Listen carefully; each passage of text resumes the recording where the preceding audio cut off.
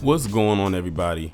Today we're going to be diving into one of the most controversial and misunderstood issues in American politics right now, the topic of illegal immigration. Now, if you ask most people, they'll say illegal immigration is the result of one party or the other failing to act. Some blame Republicans for being too harsh and inhumane, and others blame Democrats for being too lenient or unrealistic. But the truth is actually more complicated and actually far more frustrating.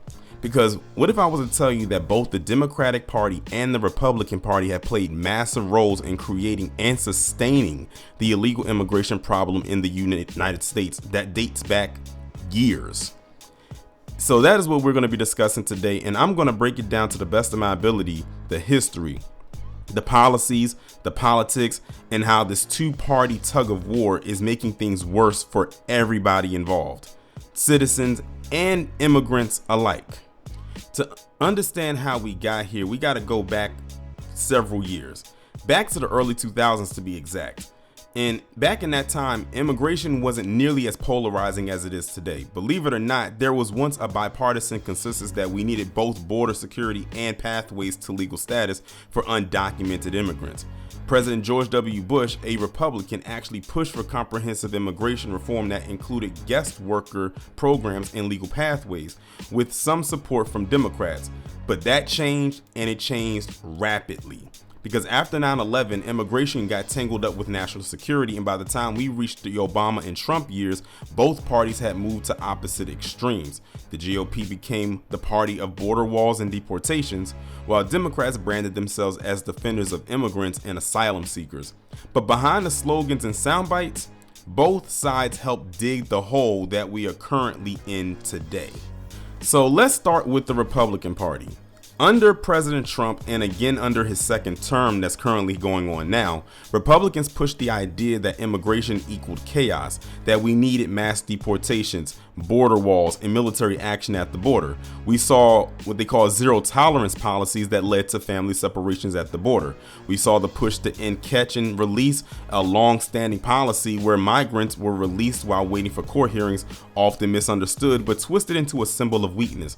In this year of 2025, Trump's administration declared a national emergency at the border, tried to eliminate birthright citizenship, and implemented a sweeping deportation strategy under the One Big Beautiful Bill with $170 million in new ICE funding, detention centers, and tens of thousands of new agents. Then there's Operation Lone Star in Texas, a Republican-led state initiative where migrants are arrested and prosecuted under state trespassing laws. That ended up leading to legal battles within the federal government, but it showed just how far the party has gone in using state power for immigration enforcement. And don't forget the crackdown on sanctuary cities. The DOJ is now sidestepping local protections by charging undocumented migrants with federal immigration crimes, especially in cities like New York. Republicans have created a legal and political machine focused on enforcement and punishment, and that it fueled fear, panic, and underground migration. Now that we've addressed the Republicans, let's talk about the way that the Democratic Party contributed to it. Democrats are often seen as the party of compassion. They fight for the quote-unquote dreamers, or family reunification and refugee rights. And yes, they've often promoted legal pathways and protections for undocumented immigrants. However, here's the thing.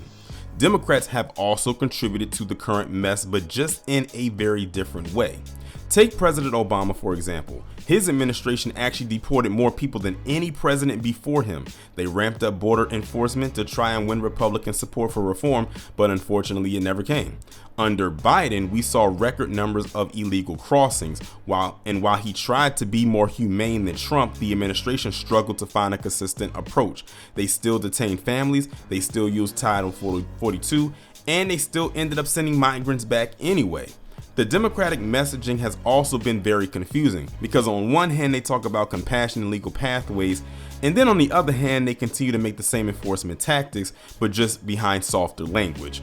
And when reform bills ended up coming up, like the DREAM Act or the pathway legislation, they often died in Congress. And not always because of Republicans. Some moderate Democrats have hesitated as well, because they were worried about political backlash. The result being mixed signals.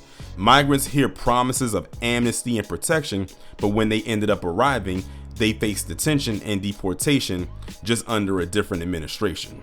So here's the bigger picture, here's the full scope of things. The Republican Party pushes fear and punishment, but rarely addresses the root causes, like labor demand or asylum law reform, while the Democratic Party offers hope and reform, but they often fail to deliver and quietly maintains many of the same enforcement tools. This constant back and forth between both parties creates what we call policy whiplash. One administration opens the door and the next one slams it shut. That uncertainty fuels illegal immigration in several ways, including, or not limited to, incentivizing migrants to cross now before the laws get stricter. It overwhelms border resources with waves of hopeful asylum seekers, and it encourages people to stay undocumented for decades, hoping that they get amnesty in the future.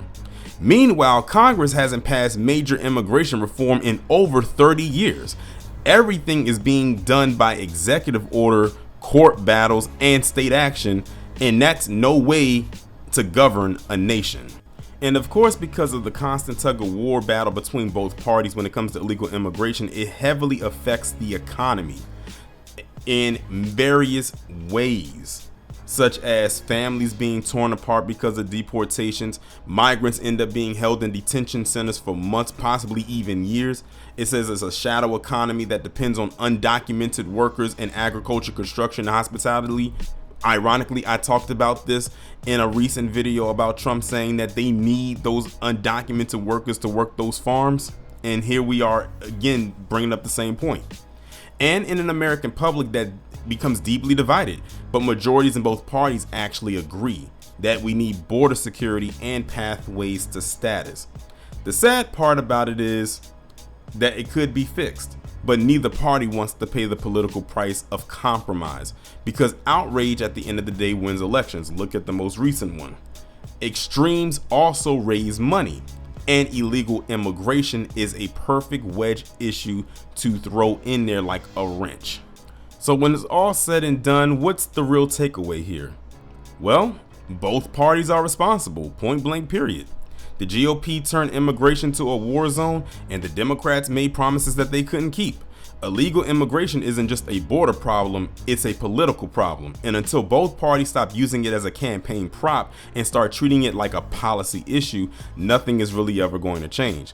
We need comprehensive reform and real border security, but also a legal, orderly system for the people who are already here or those who are still trying to come. Otherwise, we're just going to keep going around in a circle like a hamster on a wheel. And the people caught in the middle, they'll keep paying the highest price. Y'all let me know what y'all think about this down in the comments, and I will talk to you in the next one.